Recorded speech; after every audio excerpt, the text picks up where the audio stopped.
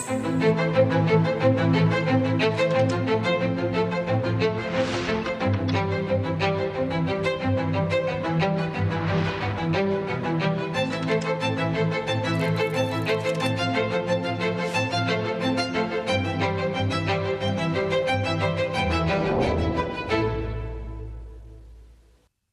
प्यारे देशवासियों, नमस्कार। साल 2026 का यह पहला मन की बात है।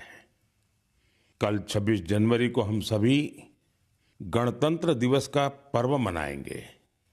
इसी दिन हमारा संविधान लागू हुआ था।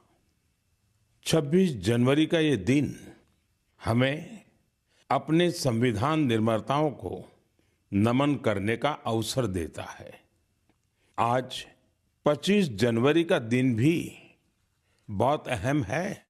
आज नेशनल वोटर्स डे है, मतदाता दिवस है। मतदाता ही लोकतंत्र की आत्मा होता है। साथियों, आमतौर पर जब कोई 18 साल का हो जाता है, मतदाता बन जाता है, तो उसे जीवन का एक सामान्य पड़ाव समझा जाता है।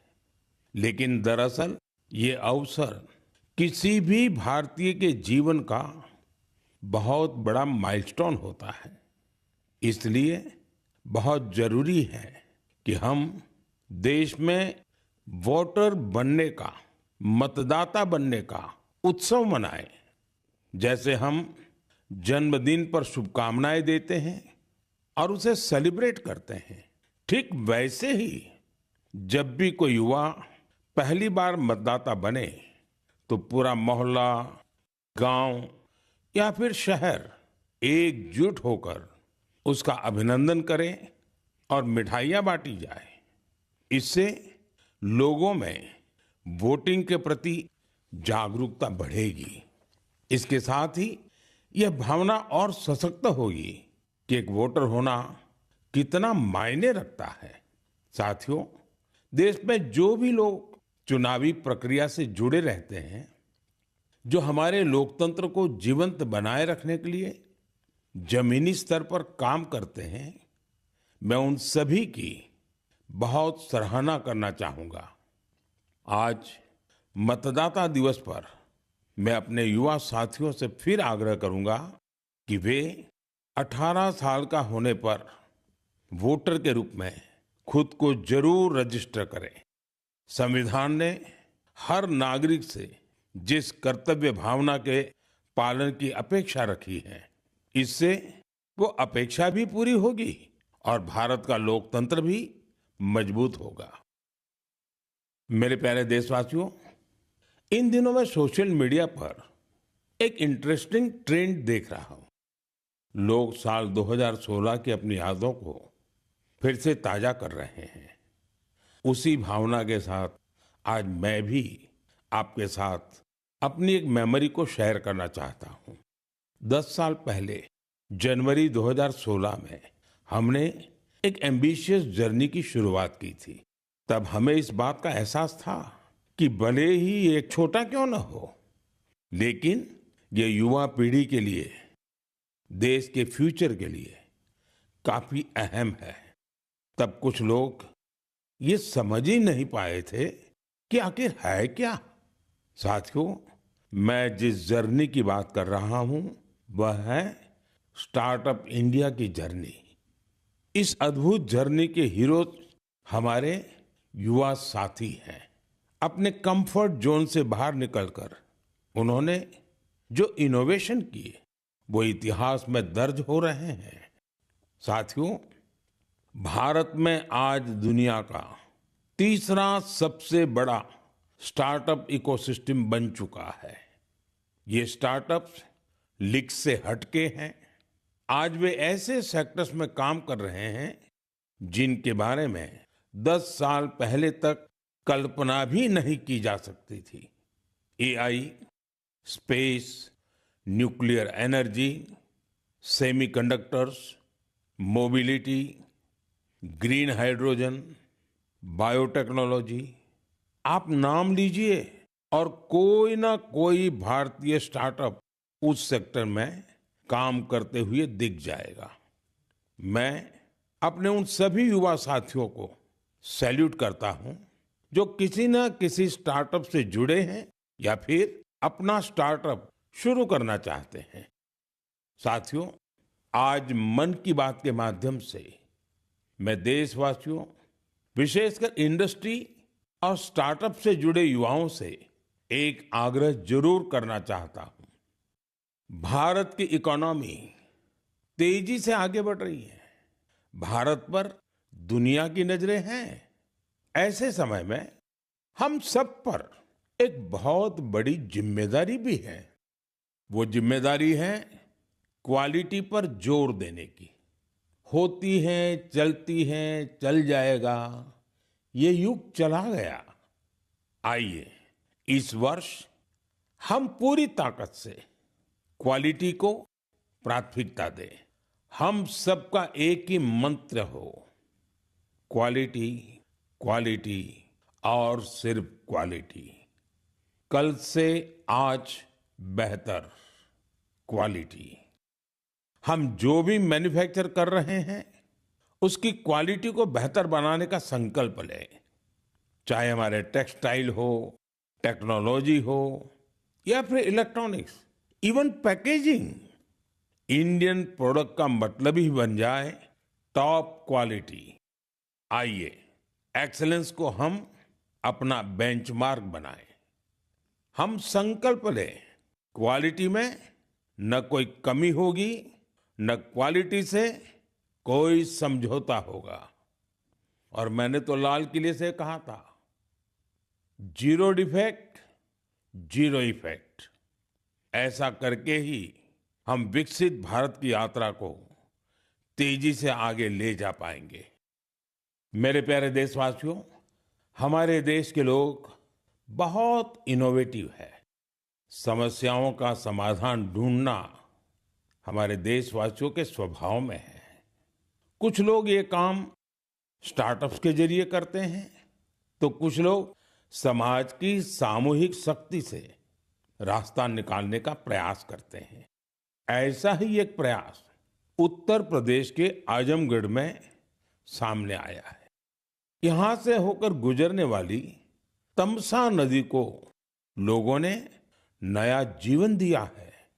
तमसा केवल एक नदी नहीं, बल्कि हमारी सांस्कृतिक और आध्यात्मिक विरासत की सजीव धारा है। अयोध्या से निकलकर गंगा में समाहित होने वाली यह नदी कभी इस क्षेत्र के लोगों के जनजीवन की धुरी हुआ करती थी, लेकिन प्रदूषण की वजह से इसकी अविरल धारा में रुकावट आने लगी थी। गाद, कूड़ा कचरा और गंदगी ने इस नदी के प्रवाह को रोक दिया था। इसके बाद यहाँ के लोगों ने इसे एक नया जीवन देने का अभियान शुरू किया। नदी की सफाई की गई और उसके किनारों पर छायादार, फलदार पेड़ लगाए गए। स्थानीय लोग कर्तव्य भावना से इस काम में जुटे और सबके प्रयास से नदी का पुनरुद्धार हो गया। साथियों, जन भागीदारी का ऐसा ही प्रयास आंध्र प्रदेश के अनंतपुर में भी देखने को मिला है। यह वह क्षेत्र है जो सूखे की गंभीर समस्या से जूझता रहा है। यहाँ की मिट्टी लाल और बलुई है। यही वजह है कि लोगों को पानी की कमी का सामना करना पड़ता है। यहाँ के कई क्षेत्रों में लंबे समय तक बारिश नहीं होती है। कई बार तो लोग अनंतपुर की तुलना रेगिस्तान में सूखे की स्थिति से भी कर देते हैं। साथियों, इस समस्या के समाधान के लिए स्थानीय लोगों ने जलाशयों को साफ करने का संकल्प लिया। फिर प्रशासन के सहयोग से यहाँ अनंत नीरू संरक्षणम प्रोजेक्ट, इसकी शुरुआत हुई। इस प्रयास के तहत 10 से अधिक जलाशयों को जीवनदान मिला है। उन जलाशयों में अब पानी भरने लगा है। इसके साथ ही 7,000 से अधिक पेड़ भी लगाए गए हैं। यानी अनंतपुर में जल संरक्षण के साथ साथ ग्रीन कवर भी बढ़ा है। यहाँ बच्चे अब तैराकी का आनंद भी ले सकते हैं। एक प्रकार से कहें तो यहाँ का पूरा इकोसिस्टम फिर से निखर उठा है। साथियों, आजमगढ़ हो, अनंतपुर हो या फिर देश की कोई और जगह, ये देखकर खुशी होती है कि लोग एकजुट होकर कर्तव्य भाव से बड़े संकल्प सिद्ध कर रहे हैं। जन भागीदारी और सामूहिकता की यही भावना हमारे देश की सबसे बड़ी ताकत है। मेरे प्यारे देशवासियों, हमारे देश में भजन और कीर्तन सदियों से हमारी संस्कृति की आत्मा रहे हैं। हमने मंदिरों में भजन सुने हैं, कथा सुनते वक्त सुने हैं और हर दौर ने भक्ति को अपने समय के हिसाब से जिया है। आज की पीढ़ी भी कुछ नए कमाल कर रही है। आज के युवाओं ने भक्ति को अपने अनुभव और अपनी जीवन शैली में ढाल दिया है। इसी सोच से एक नया सांस्कृतिक चलन उभर कर सामने आया है। आपने सोशल मीडिया पर ऐसे वीडियो जरूर देखे होंगे। देश के अलग अलग शहरों में बड़ी संख्या में युवा इकट्ठा हो रहे हैं। मंच सजा होता है, रोशनी होती है, संगीत होता है, पूरा तामझाम होता है और माहौल किसी कॉन्सर्ट से जरा भी कम नहीं होता है। ऐसा ही लग रहा है कि जैसे कोई बहुत बड़ा कॉन्सर्ट हो रहा है। लेकिन वहां जो गाया जा रहा होता है वो पूरी तन्मयता के साथ, पूरी लगन के साथ, पूरे लय के साथ, भजन की गूंज। इस चलन को आज भजन क्लबिंग कहा जा रहा है और यह खास तौर पर जैन जी के बीच तेजी से लोकप्रिय हो रहा है। यह देखकर अच्छा लगता है कि इन आयोजनों में भजन की गरिमा और सुचिता का पूरा ध्यान रखा जाता है। भक्ति को हल्केपन में नहीं लिया जाता। न शब्दों की मर्यादा टूटती है और न ही भाव की। मंच आधुनिक हो सकता है, संगीत की प्रस्तुति अलग हो सकती है, लेकिन मूल भावना वही रहती है। आध्यात्म का एक निरंतर प्रवाह वहां अनुभव होता है। मेरे प्यारे देशवासियों, आज हमारी संस्कृति और त्योहार दुनिया भर में अपनी पहचान बना रहे हैं। दुनिया के हर कोने में भारत के त्योहार बड़े उत्साह और उल्लास के साथ मनाए जाते हैं। हर तरह की कल्चरल वाइब्रेंसी को बनाए रखने में हमारे भारतवंशी भाई बहनों का अहम योगदान है। वो जहां भी हैं वहां अपनी संस्कृति की मूल भावना को संरक्षित कर और उसे आगे बढ़ा रहे हैं। इसको लेकर मलेशिया में भी हमारा भारतीय समुदाय बहुत सराहनीय कार्य कर रहा है। आपको यह जानकर सुखद आश्चर्य होगा कि मलेशिया में 500 से ज्यादा तमिल स्कूल है। इनमें तमिल भाषा की पढ़ाई के साथ ही अन्य विषयों को भी तमिल में पढ़ाया जाता है। इसके अलावा यहाँ तेलुगु और पंजाबी सहित अन्य भारतीय भाषाओं पर भी बहुत फोकस रहता है।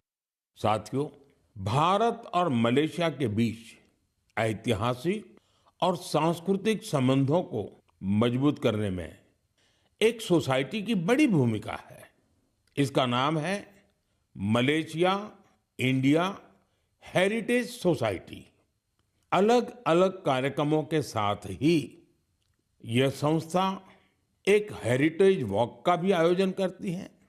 इसमें दोनों देशों को आपस में जोड़ने वाले सांस्कृतिक स्थलों को कवर किया जाता है। पिछले महीने मलेशिया में लाल पाड़ साड़ी आइकॉनिक वॉक इसका आयोजन किया गया। इस साड़ी का बंगाल की हमारी संस्कृति से विशेष नाता रहा है। इस कार्यक्रम में सबसे अधिक संख्या में इस साड़ी को पहनने का रिकॉर्ड बना, जिसे मलेशियन बुक ऑफ रिकॉर्ड्स में दर्ज किया गया। इस मौके पर ओडिसी डांस और बाउल म्यूजिक ने तो लोगों का दिल जीत लिया। मैं कह सकता हूं, साया बरबांगा देंगान डियास्पोरा इंडिया दी मलेशिया, मेरे का मंबावा इंडिया दान मलेशिया, सेमाकिन टापा। मलेशिया के हमारे भारतवंशियों को मेरी बहुत बहुत शुभकामनाएं।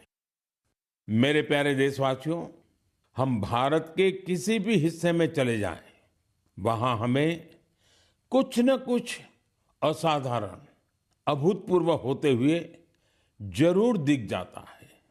कई बार मीडिया की चकाचौंध में ये बातें जगह नहीं बना पाती, लेकिन इनसे पता चलता है कि हमारे समाज की असली शक्ति क्या है।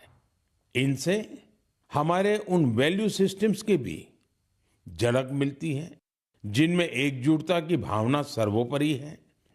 गुजरात में बेचरा जी के चंदन की गांव की परंपरा अपने आप में अनूठी है। अगर मैं आपसे कहूं कि यहाँ के लोग, विशेषकर बुजुर्ग, अपने घरों में खाना नहीं बनाते, तो आपको हैरत होगी। इसकी वजह गांव का शानदार कम्युनिटी किचन। इस कम्युनिटी किचन में एक साथ पूरे गांव का सबका खाना बनता है और लोग एक साथ बैठकर भोजन करते हैं। बीते 15 वर्षों से यह परंपरा निरंतर चली आ रही है। इतना ही नहीं, यदि कोई व्यक्ति बीमार है तो उसके लिए टिफिन सर्विस भी उपलब्ध है, यानी होम डिलीवरी का भी पूरा इंतजाम है। गांव का ये सामूहिक भोजन लोगों को आनंद से भर देता है। ये पहल न केवल लोगों को आपस में जोड़ती है, बल्कि इससे पारिवारिक भावना को भी बढ़ावा मिलता है। साथियों, भारत की परिवार व्यवस्था, फैमिली सिस्टम हमारी परंपरा का अभिन्न हिस्सा है। दुनिया के कई देशों में इसे बहुत कौतूहल के साथ देखा जाता है। कई देशों में ऐसे फैमिली सिस्टम को लेकर बहुत सम्मान का भाव है। कुछ ही दिन पहले ही मेरे ब्रदर यूएई के राष्ट्रपति महामहिम शेख मोहम्मद बिन जायद अल नाहयान भारत आए थे। उन्होंने मुझे बताया कि यूएई साल 2026 को ईयर ऑफ फैमिली के रूप में मना रहा है। मकसद ये कि वहाँ के लोगों के बीच सौहार्द और सामुदायिक भावना और मजबूत हो। वाकई यह बहुत ही सराहनीय पहल है। साथियों, जब परिवार और समाज की ताकत मिलती है तो हम बड़ी से बड़ी चुनौतियों को परास्त कर सकते हैं। मुझे अनंतनाग के शेखगुंड गांव के बारे में जानकारी मिली है। यहाँ ड्रग्स, तंबाकू, सिगरेट और शराब से जुड़ी चुनौतियां काफी बढ़ गई थी। इन सब को देखकर यहाँ के मीर जाफर जी इतना परेशान हुए कि उन्होंने इस समस्या को दूर करने की ठान ली। उन्होंने गांव के युवाओं से लेकर बुजुर्गों तक सभी को एकजुट किया। उनकी इस पहल का असर कुछ ऐसा रहा कि वहां की दुकानों ने तंबाकू उत्पादों को बेचना ही बंद कर दिया। इस प्रयास से ड्रग्स के खतरों को लेकर भी लोगों में जागरूकता बढ़ी है। साथियों, हमारे देश में ऐसी अनेक संस्थाएं भी हैं जो वर्षों से निस्वार्थ भाव से समाज सेवा में जुटी हैं। जैसे एक संस्था है पश्चिम बंगाल के पूर्व मेदिनीपुर के फरीदपुर में। इसका नाम है विवेकानंद लोक शिक्षा निकेतन। ये संस्था पिछले 4 दशक से बच्चों और बुजुर्गों की देखभाल में जुटी है। गुरुकुल पद्धति की शिक्षा और टीचर्स की ट्रेनिंग के साथ ही ये संस्था समाज कल्याण के कई नेक कार्यों में जुटी है। मेरी कामना है कि निस्वार्थ सेवा का यह भाव देशवासियों के बीच निरंतर और अधिक सशक्त होता रहे। मेरे प्यारे देशवासियों, मन की बात में हम निरंतर स्वच्छता के विषय को उठाते रहे हैं। मुझे ये देखकर गर्व होता है हमारे युवा अपने आसपास की स्वच्छता को लेकर बहुत सजग हैं। अरुणाचल प्रदेश में हुए एक ऐसे ही अनूठे प्रयास के बारे में मुझे जानकारी मिली है। अरुणाचल वो धरती है जहां देश में सबसे पहले सूर्य की किरणें पहुंचती हैं। यहाँ लोग जय हिंद कहकर एक दूसरे का अभिवादन करते हैं।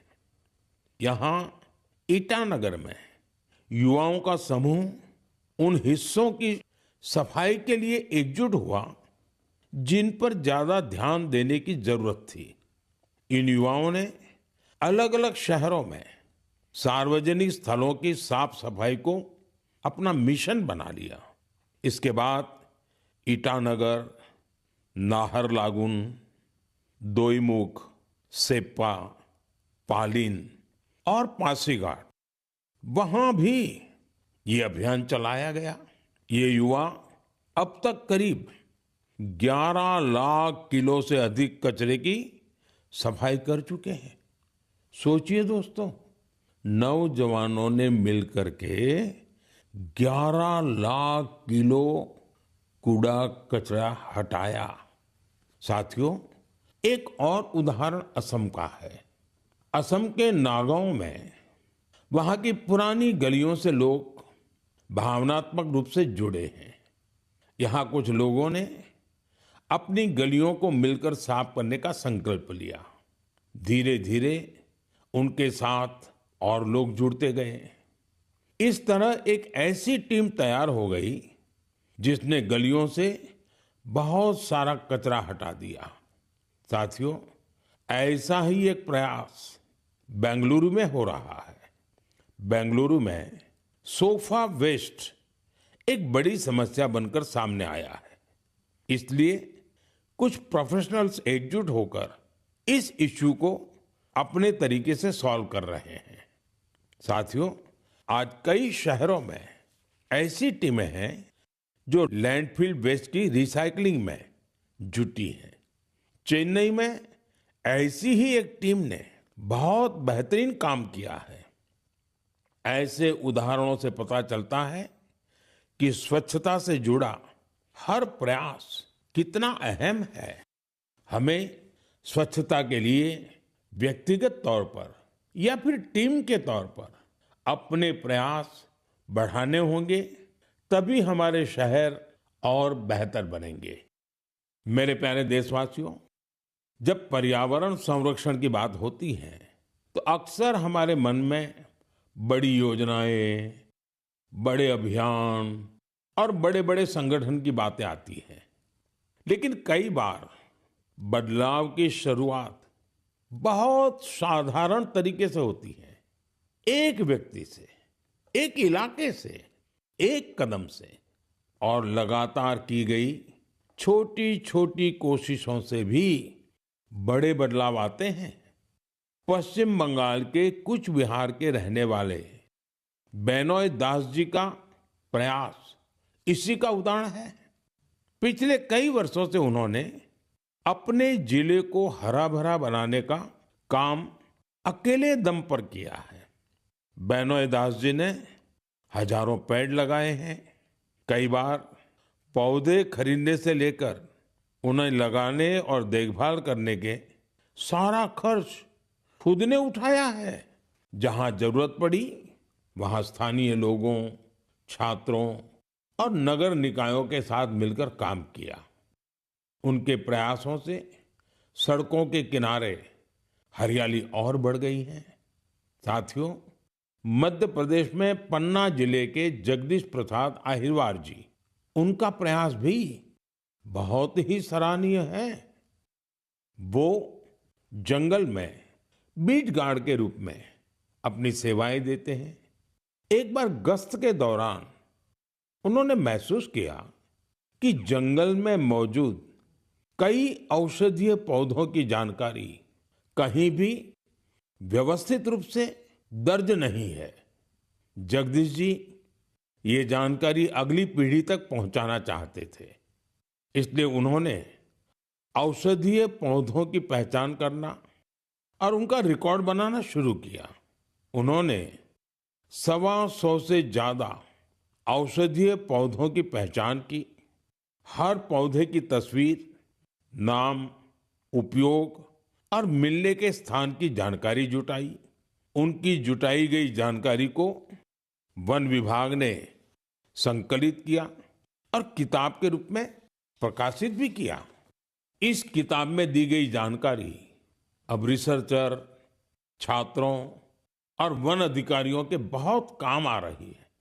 साथियों, पर्यावरण संरक्षण की यही भावना आज बड़े स्तर पर भी दिखाई दे रही है।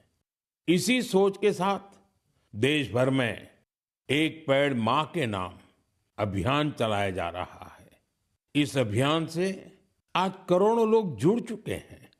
अब तक देश में 200 करोड़ से ज्यादा पेड़ लगाए भी जा चुके हैं।